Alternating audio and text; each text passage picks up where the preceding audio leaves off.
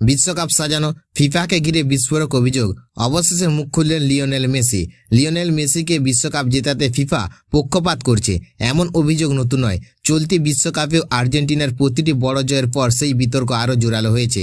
কেউ বলছেন রেফারির সিদ্ধান্ত, কেউ বলছেন ভিএআর এর সাহায্য, সবাই নাকি মেসির দলের পক্ষে যাচ্ছে। তবে ইংল্যান্ডকে হারিয়ে টানা দ্বিতীয়বার বিশ্বকাপের ফাইনালে ওঠার পর অবশেষে এই অভিযোগের কড়া জবাব দিলেন আর্জেন্টিনার অধিনায়ক। মেসি স্পষ্ট জানিয়ে দেন, গত 4 বছর ধরে আর্জেন্টাইন বিশ্বের সেরা দল। তার কথায়, পরপর 2 বিশ্বকাপের ফাইনালে ওঠা কোনো কাকতালীয় ঘটনা নয়।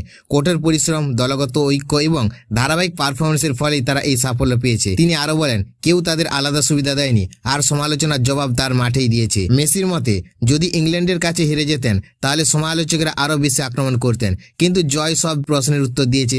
তাই তিনি সবাইকে মন্তব্য করার আগে ভেবে কথা বলার পরামর্শ দেন। ইংল্যান্ডের বিরুদ্ধে ঐতিহাসিক জয় তিনি উৎসর্গ করেছেন কিংবদন্তি দিয়াগো মারাদোনাকে। ম্যাচ শেষে আবেগঘন বার্তায় মেসি বলেন, তিনি বিশ্বাস করেন মারাদোনা উপর থেকে হাসছেন এবং এই জয় তার জন্য উৎসর্গ করা হলো। সবশেষে মেসি বলেন, আর্জেন্টিনার কেউ এই ম্যাচ হারতে চায়নি। দেশের সমর্থনের জন্য এই জয় এবং বিশ্বকাপের ফাইনালে ওঠাই ছিল তাদের একমাত্র লক্ষ্য, আর সেটাই তারা সফলভাবে অর্জন করেছে।